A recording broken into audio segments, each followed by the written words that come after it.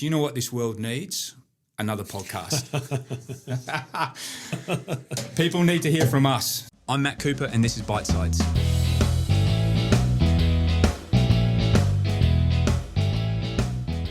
G'day and welcome to our very first edition of the Ausfine Bite Side podcast.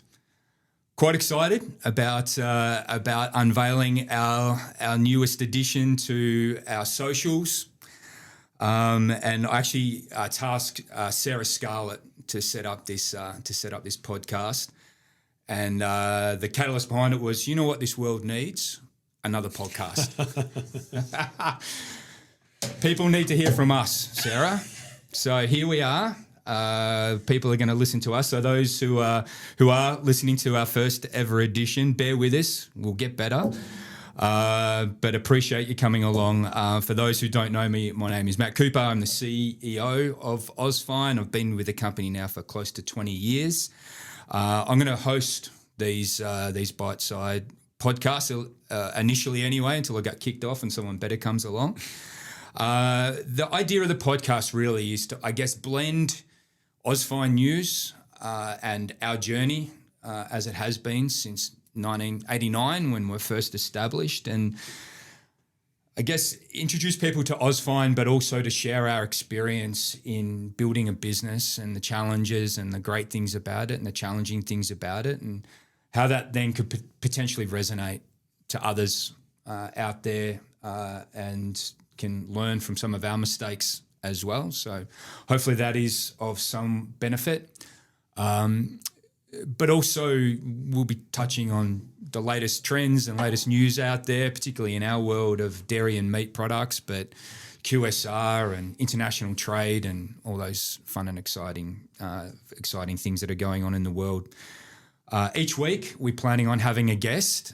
Some of those will be internal Ausfine people and some of those will be external people who are relevant to our world. But pretty exciting, and our first ever edition of Ausfine Bite Side podcast. We have the big fella himself, our executive chairman, Mr. Christopher Scarlett. Christoph, welcome to our first podcast. Thank you very much, Matthew, and very glad to be here. Friday's usually my day of tidying up the mess I made earlier in the week and getting stuff done. So, exactly right. Well, thank you very much for sacrificing your Friday to actually be in the office. It's a new experience. Yeah, I thought it was a casual day Friday, but yeah, so did I. And we've had to get coming kitted up. Which is a bit disappointing, but anyway, no, you're here with us today, mate. So it is an opportunity in episode 1. To learn a bit more about the Ausfine experience, Ausfine journey, and particularly your involvement. And I think without putting a too finer a point on it, you have been the entrepreneurial drive for Ausfine's growth and success over the last 26 years. So is that a nice way of saying chasing shiny objects? There's a few shiny objects in there, but hey, some of those shiny objects have come off very, very nicely. Thank you very much. So, I guess even some insights around that shiny object chasing is going to be great when we get to that point in the conversation. But I think as a starting point, maybe you could just give us the 3-minute update of Ausfine's journey, and then maybe do a bit more of a deeper dive into your experience and your journey and your growth over the last 26 years. Yes, 26 years. It has been a long time. But as you said before, so Ausfine was founded, it was actually 1988. 88, I got a year too late. Yeah. Sorry, should know that. By my father, Don, and 2 other gentlemen, Graham Amor and Terry Grigg. Don and Terry worked with one another at another business and got to that age of about 40 years old where they had this desire to go out on their own and be in charge of their own destiny and do their own thing. Graham Amor, who my dad knew very well through sport, actually worked for Dairy Australia, or the Australian Dairy Corporation, as it was called back then. So had very good contacts into the manufacturers and the kind of the whole regulatory side of the dairy industry, which was a lot more government intervention and government controlled back in those days. And interesting that we seem to have gone full circle, and it seems like the dairy world is kind of coming back into that more government intervention kind of status. But I guess we'll talk about that a little later on. But yeah, big move for those three gentlemen. I actually remember the conversation. They were sitting around our kitchen table at home, and so I would have been about 10 years old, and listening to those three guys grappling with the kind of the unknown and the uncertainty of taking that plunge to go out on their own. So they did, and they kept it deliberately pretty small. They had some really good business that they got going in the early years. And they had one employee, Janine, who is still with us today. She is amazing. Yeah, it's pretty amazing. Yeah, I think she was hired about six months into the venture, and predominantly was focused on exporting Australian dairy products. So it was back in a time that and meat. Yeah. Yes. So so that was back in a time that exporting Australian dairy and meat, it was quite difficult. A lot of the documentation, there was a lot of smaller manufacturers that didn't have their own in-house export capabilities. So they tended to outsource that to trading companies like Ausfine. And so that was the role. Sort of fast forward to when I came into the business in 1999, I picked the peak dairy year in Australia. So milk peaked in Australia at about 12 billion litres right around that time. And it was almost like the day I started, milk started declining. And it's been a steady decline ever since. And at the same time, there was a lot of... beautifully. That's it. At the same time, there was a lot of consolidation within the manufacturers. And so the manufacturers were getting larger, and then they were also bringing in their own in-house capabilities around. Can I interrupt there really quickly? Because in my spiel through my time at Ausfine, I'd always, that decline in milk, and this is just a really quick rabbit hole I just want to go down. In that decline in milk, so from 12 billion to kind of settled at 9 and a little bit for many years. So a decline of best part of 3 billion litres of milk, 25% or whatever the percentile is for that. Now, I put a lot of that down to that millennium drought at that time, but you made an interesting point in one of our conversations recently where a lot of that was about deregulation, actually. So some of that milk decline was, yes, it was climatic, but a little bit about the dereg of milk and support, government support. So just maybe dive into that, just 30 seconds on that. Yeah. Because I hadn't considered that. Yeah. So obviously the drought is kind of the front of mind thing that, less water, less grass, less milk. But it was more of a regulatory aspect as well. So, back in the good old days, it was the Australian Dairy Board that was a single desk trading export entity. They controlled everything. There was a lot of subsidies and there was a lot of protection for product coming into Australia. So Australia, I guess, got on that globalisation, free trade, and we're one of the proponents of that, which has served Australia well, on the whole.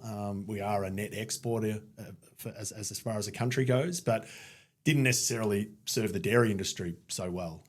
Some cheaper imported product coming in, a lot of product from New Zealand, which created competition and meant that some of the the kind of more expensive milk producing regions, obviously milk declined. Yeah, particularly like you think of New South Wales, the tablelands of Queensland, et cetera, high cost producers of milk really took a massive hit. Right? They did. And then, look, this is a massive generalisation, but my view is that we haven't necessarily still got that model of how milk is priced in Australia in a way that is sustainable for both processors and farmers continuously. Yep. It always seems to be that one year there's a a winner and one year that someone's actually going through a bit of pain. And if I just cast back and look over the last, 20 years, it's probably 50-50. Some years the processors come out better off and the farmers not so well fared, and sometimes it's the opposite. So, it'd be great if we could get that right and set a real foundation for growth again, because there is a lot of very good farming land in Australia that can produce more milk, but we kind of got to get those structural things right. Yeah. There's a big rabbit hole to go down around milk pricing, both here, how it's done in the US, how it's done in Europe, New Zealand, et cetera. But yeah, I derailed the conversation a little bit there. So we were talking about the Ausfine history. So we kind of got to that early 2000s. You've come on board, milk's peaked, kind of pick up the story from there. So it was really difficult for us to actually access enough supply to serve the customers, the export customers that we had. Mostly those customers were in Southeast Asia, but we did also export Australian dairy and meat into the US, into Europe as well. So it was just difficult to get the supply in a declining with that declining milk backdrop. So initially started looking across the ditch at New Zealand, and as there was that single desk approach of New Zealand, but then there became some independent, some smaller cooperatives that broke away, and some startups as well. So we're able to access product out of New Zealand and help those companies that didn't have that export capability in-house to find new customers for their product and to help out on the kind of regulatory side of things. And then in about 2006, I'd been learning about the US market and how that was structured and set up. And the government supporting the US kind of had a floor price for a lot of their dairy products. And the only time that you would ever find US exporting product of any sort of substance, volume-wise, was when the government stepped in and subsidised the exports. There was the DEEP, the Dairy Export Incentive Program, and for skim milk powder, and the government would kind of stockpile product, and when the stockpile became too large, they would subsidise the export. But as China then came in with their expanding middle class and this insatiable demand for dairy, it was kind of, let's say the US support price was here. Global pricing was always operating below the US support price. But then China came in and really started bidding up that global price of dairy. So particularly for the Kiwis, particularly for New Zealand. Yeah.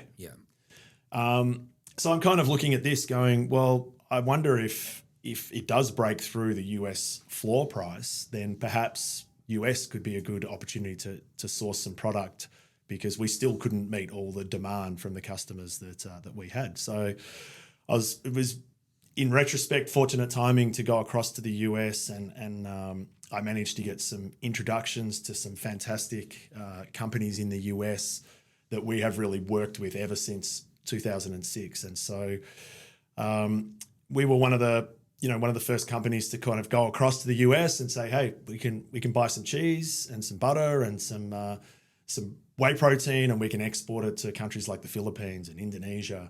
And that was quite, I guess, new to the US opportunity at that time. It hadn't really been done very often. So we formed some very good relationships that we were really, dear to our heart today, with some significant US suppliers. And that was really the kind of turning point for Ausfine, because we had this access to product. We had these suppliers that wanted us to go and grow the market, grow the customers. And so on the back of that, we were able to really start growing and expanding. Yeah. And then, the journey very well, because that was around the time that you started with the business as well. Yep. A lot of growing pains, a lot of we'll call it scar tissue, from growing a business. And for myself, only ever having worked for Ausfine, in my professional career, I did have other short tenures for some dairy manufacturers and that kind of thing. But I didn't know what I didn't know back then, and we were growing through a lot of trial and error and kind of learning on the job, which was both good and not so good at some times. We were very fortunate to then form a relationship with a company that then took an investment in Ausfine, a minority shareholding. They were a larger company with a lot of internal expertise and experience and learning. So I learnt a lot from those guys, and they also were able to kind of stand behind the business financially and allow us to expand. And I would say, sometimes we expanded a little too fast, and we realised after the event that there were certain things that we really need to have in place, systems and processes and capabilities. But, looking back on all that and having read a lot of books about other growth stories, I think it's pretty similar. Yeah, it's funny, as we've got experience into the business, so often that's the feedback we get. You go, oh, we got this problem, we got that problem, and they go, yeah, from their own experience, we do have that problem. You said, but so is everyone else. Yeah, Any other company that's gone through a similar journey has gone.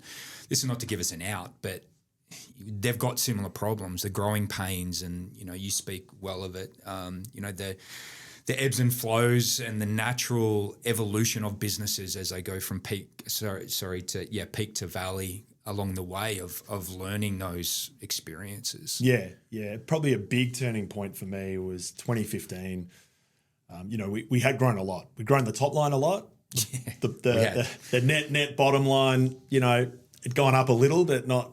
It was kind of, we're looking at each other going, wow, we're working 10 times harder, and we've got a lot of things that we're sorting out. When's this going to start really dropping through to the bottom line? And so, I kind of thought, yeah, maybe there's something that I'm personally missing.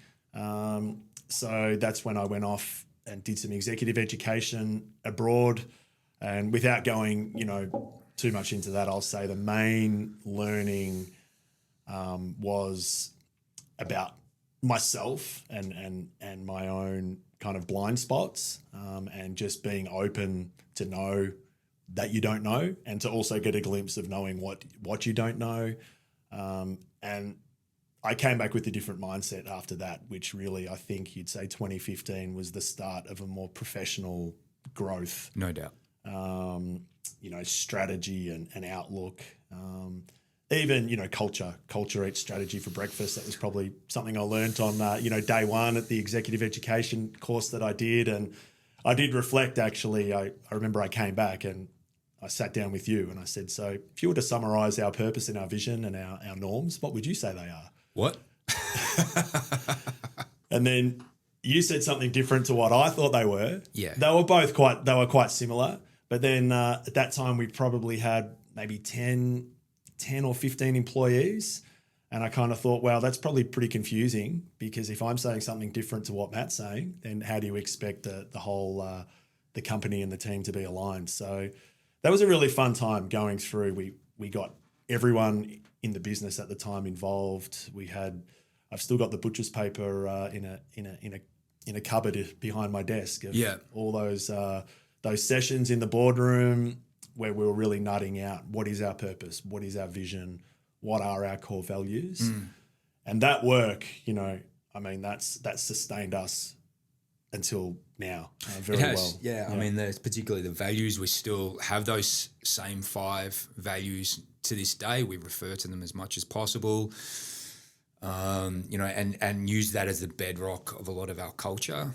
But just from my experience, when you came back, it was all new to us. So just even that journey of you trying to get everyone else up to speed with what you'd learnt and the importance of it was an interesting process, and no doubt a little bit lonely, I would think, from your perspective as well, that had that education, that vision, but to then pick up the rest of us and kind of get us up to speed, no doubt would have been pretty challenging, I would have thought. Yeah, but I knew why as well, because, that joke we said at the start of chasing shiny objects, and that was very much, still is part of my DNA almost. And I could understand that coming back, okay, guys, I've got the answer. We're going to do this. It's quite natural that there's always some people in our business that jump on board straight away and the kind of cheerleaders. But then there's also people that are going to sit back and go, okay, I might just see how this goes for 6 months because it could be in 6 months' time there's something else. But over time, with that consistency and that single thing that we're doing, and I think you would be one of those. It's like, okay, you've been saying the same thing now for about 3 or 4 months. It hasn't changed. So now I'm going to actually jump on board and figure out how we can get this done. Yeah. So gradually, I guess it's probably change management and that kind of thing as well. But gradually everyone kind of jumped on board and then we're all swimming in the same direction. But it did take some effort to get it there. It was hard. And I think it also coincided with a time so often these things do, where there's a catalyst for, you going across and getting the education. As you said, we're growing the top line, the bottom line, not so much. So it feels like there's a lot going wrong and there's a lot of pressure, sustained pressure and stress that came with that. So to have that bedrock of pressure and stress, and then to add to that with going through these really chunky bits of work that are really elevated, so purpose, values, etc. It's hard. It's hard to get yourself out of that day-to-day firefighting mode and into that higher level. So for anyone that might be listening, maybe going through something similar, it's it's tough. It can be tough. Yeah, you kind of you're trying to do the role of a leader, while you're also managing.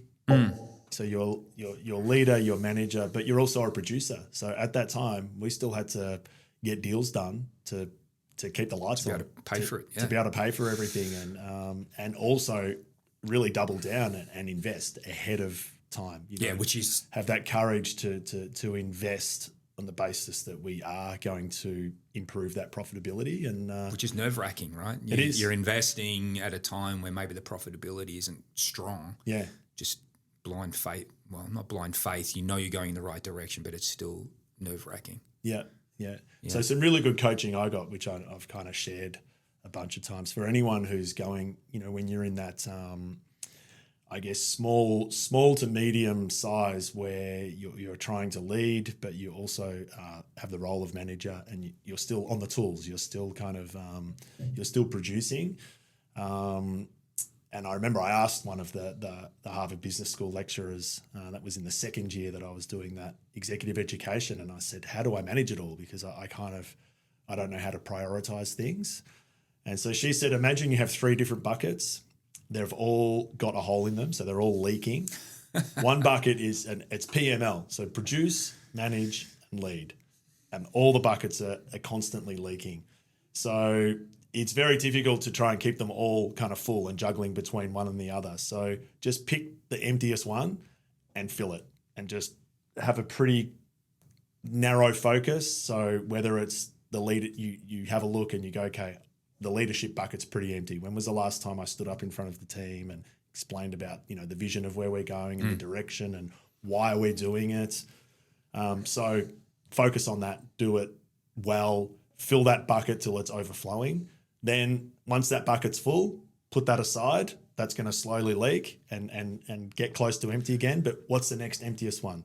Is it managing? Is it managing people and really setting the KPIs and doing that kind of thing? Or is it producing?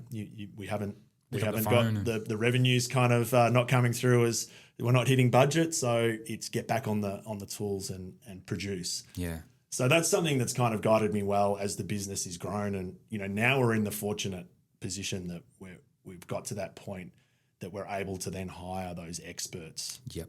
That very, really happy to be in that position now. That no longer as we as kind of jack of all trades and master at none are trying to figure out, how to come up with our purpose and our vision. And we did that ourselves. We didn't really get any consultants to come in and guide us through that process. But yeah, now we're at the point where we can hire the experts who have that outside experience to come in and do it a lot better than we were able to do it when we were having to kind of manage everything ourselves. Yeah, very true. Yeah, having that experience and that next level in things like operations and human resource and finance has been a godsend, and to be able to push toward those people for advice and what good looks like has really helped dramatically. For you and I, we could talk all day, but we will move on to the next phase. And I guess for you personally, Christoph, exciting times ahead. We've just opened the US office, headquartered in Denver. You're heavily involved in that. Do you want to just give us a 3-minute update on what the next move is for you? Yeah, sure. Really exciting. We have some fantastic supplier partnerships in the US. So the initial impetus to launch the US office is really to support those relationships that we have, to continue to add as much value as we can to our supplier partnerships. Obviously, taking big offtake agreements for US product that we export, occasionally we get that disconnect between the US pricing and global pricing. So to support those offtakes, having some sell-side capabilities in North America as well is a big part of kind of managing the risk of being able to then commit to taking, X amount of, be it cheese or proteins or butter, but just doing a blanket offtake, a 1 or even a 2-year offtake at a set overage, being able to commit to that volume. We do have to have the sell side capabilities in North America, especially for those times when the CME might go a lot higher than global markets. So that was a big part of it as well. I really love doing business in the US. We won't go into what our core values and our vision are, but there's just a natural alignment with a lot of people that we do business with in the US, which just makes it a pleasure to actually do business over there. Very entrepreneurial and creative kind of place to do business as well. Yeah, it's a lot of fun. I really enjoy it. So with obviously you stepping into the CEO role here 3 years ago and doing an amazing job running the show here, it does free up my time to get over into the US and really help kick things off and do some of the fun stuff that we were doing about 10 or 15 years ago. Before the boring stuff. Before the boring, yeah. So I'll create a bit of a mess that needs to be tidied up at some stage, but I'll have a lot of fun doing it. Yeah, no, exactly right. And I guess from my side, having you there really spearheading, that entrepreneurial vision for the new employees over there is reassuring, because it ensures we're not going to lose the DNA of what's got us to where we are. We're going to probably have some stuff that's not going to work out as initially planned, but that's kind of part of our DNA as well. We'll fix it along the way, but to look for those exciting new areas that haven't been explored yet, and you're the best person for that. So pretty exciting times ahead for us in the US, but it does lead us into segment 2 here of just around the industry news and updates, and there's probably nothing bigger in the headlines currently than what is happening in North America. So your take on the ramifications of everything of a Trump White House is unfolding at the moment. Opportunities, threats, and maybe just 5 minutes of what you think's happening out there. No, thank you. And for those that are watching that attend our learning lunch, we kind of had this as the topic for our last learning lunch, which was the kind of the decline of globalization as the world kind of gets back into more protectionist. And what are the threats and opportunities for us in the dairy and the meat industry, I guess global food trade in general. And I did, part of that Harvard Business School, I did attend a lecture which basically saw the writing on the wall with the world moving away from globalization to more of a protectionist kind of structure. And really interestingly, this lecture opened up with tracking this back over the last 200 years. And the world does go through cycles of globalization down to protectionism, back up to globalization. There's certain initial driving factors that lead to it, and they are very similar for each cycle.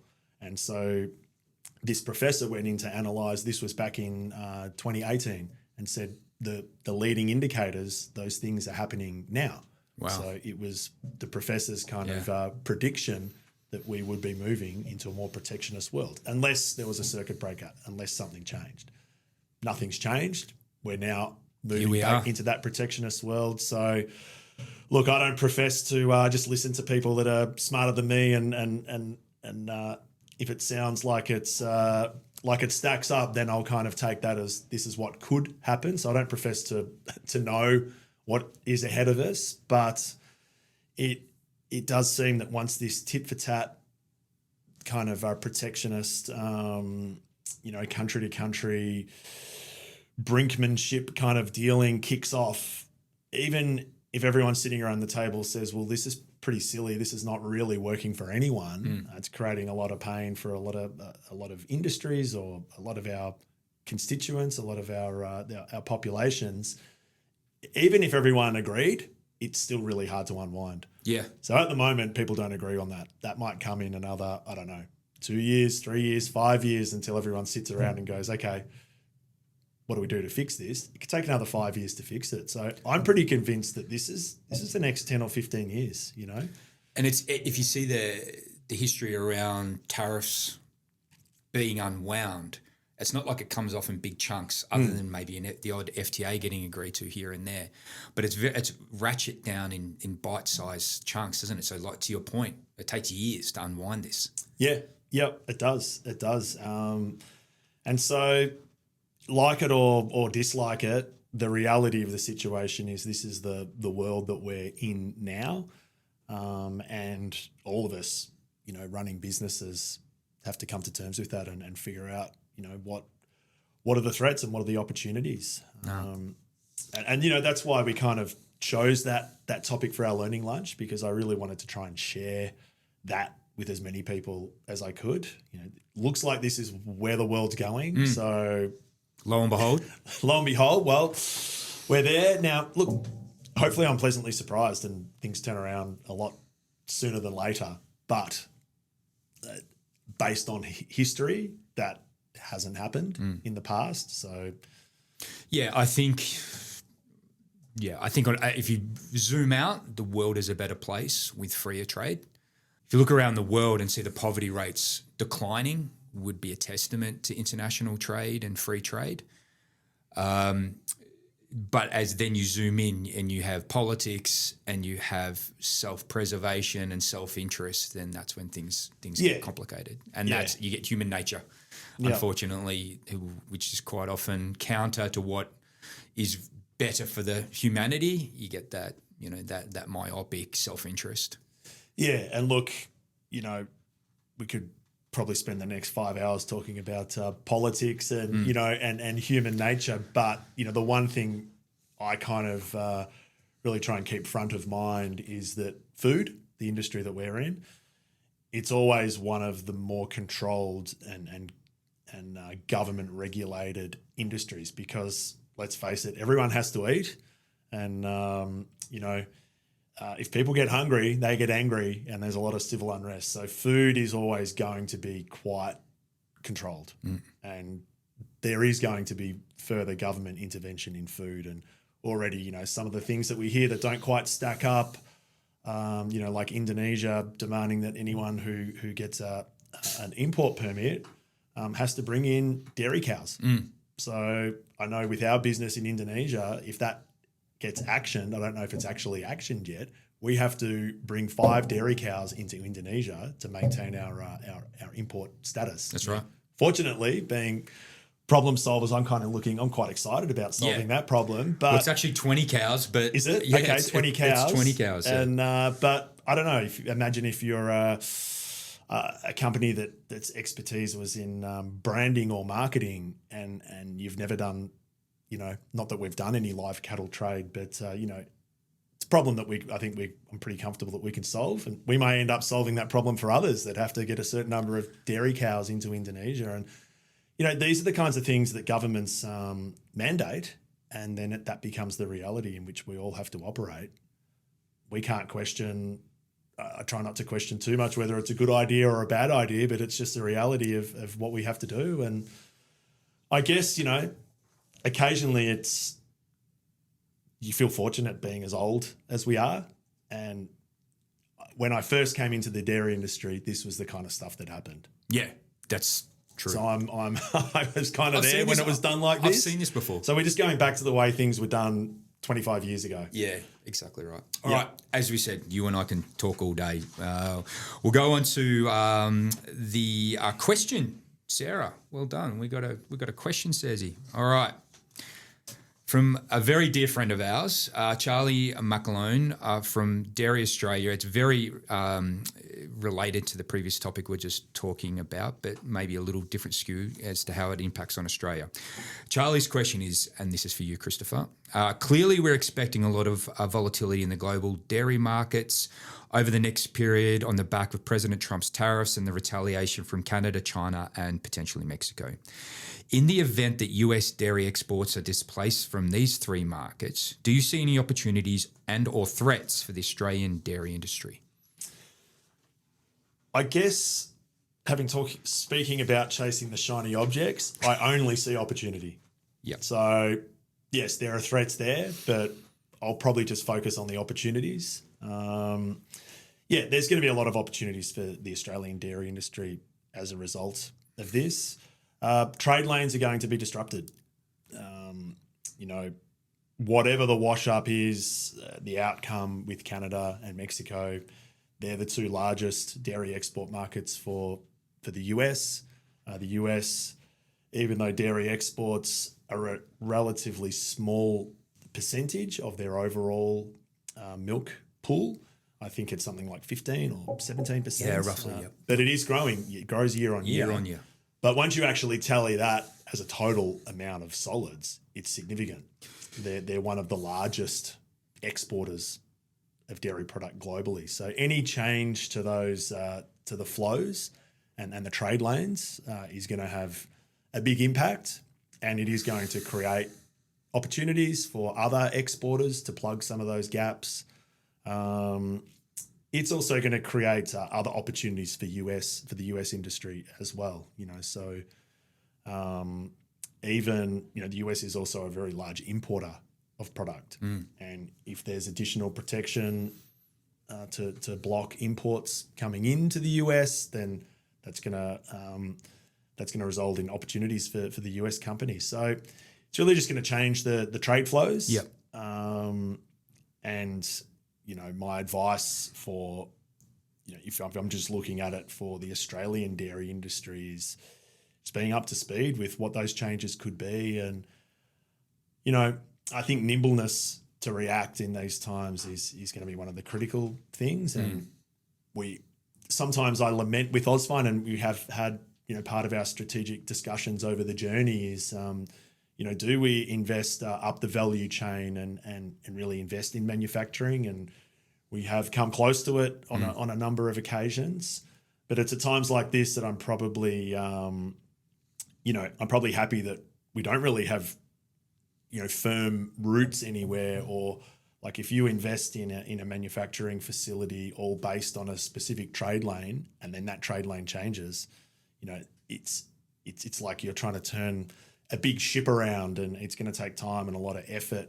For Ausfine, we can pretty quickly move and provide our value add services to wherever those new trade lanes. Yeah. And we can help identify those new trade lanes for our supplier partners when things do change. So, that's the kind of the opportunity that, if I'm just looking at the opportunity from an Ausfine perspective, but I also think it's the opportunity from the Australian dairy industry perspective as well to plug some of those gaps that are going to open up. All really good points, and I agree. Like our role in this is to provide that value and that nimbleness for our suppliers and customers as well. So they may not be able to react as quickly. That's part of part of our role for us to react and be an extension of their business where we can provide that nimbleness and sometimes the insights as well. So often a lot of our customers or suppliers are rightly focused on their production and their immediate circle of influence, whereas we do have our eyes across the globe. So those opportunities can present themselves in far-flung places but still have an impact on what's happening here. And it is, I was just thinking back about the age comment before, and we have some people that have been with us for the whole journey. Janine that I mentioned before, Kate Wardle, Helen Feng, and these people have this knowledge bank of all the regulatory side of things, the tariffs, the quotas, tariff busters into certain markets, and those gaps open up and then they close, and import quota and import license and those kind of things. So I kind of feel blessed that we have a lot of that internal DNA and, muscle memory of when those were really important things, which, they became less important as the world became more free trade focused. And I think they're going to become important again. So sometimes it's a bit of a puzzle to navigate, and hopefully, that's where Ausfine can add some value to our suppliers and our customers that may not have those internal resources themselves. Or just starting out, or starting out export import world. Excellent. Great summaries, Christoph. We're coming to the end of our very first episode, and it's been great to have a chat. Obviously, you and I have been cousins. We've kind of shared this journey together the whole way. You 26 years and myself 20 years here at Ausfine. So I didn't see the first 6 years, but I was pretty close anyway. So a lot of what we've spoken about today, I've kind of already there, but it's fantastic for you to share it with anyone who might be listening in. It's a great story, and some of the insights around trade, and a bit of a history lesson as well, because as you rightly pointed out, history has a horrible habit of repeating itself. And here we are. So it looks like it's repeating itself again, but it's fantastic for you to share that journey. Been too good to have a chat, mate. Thank you, Matthew. Very good to have a chat. We only see each other, 5 or 6 days a week. So what more would we want to do than to sit down and have a chat with one another? Spend another hour talking to each other. No, it's been good, mate. Thank you. And Serzi and Jacob, thanks for setting this all up, guys. Thanks, guys. It's been fantastic. And I have been told to say upcoming episodes are on LinkedIn, Serzi, Instagram, website, and have a look at our online store for some delicious treats.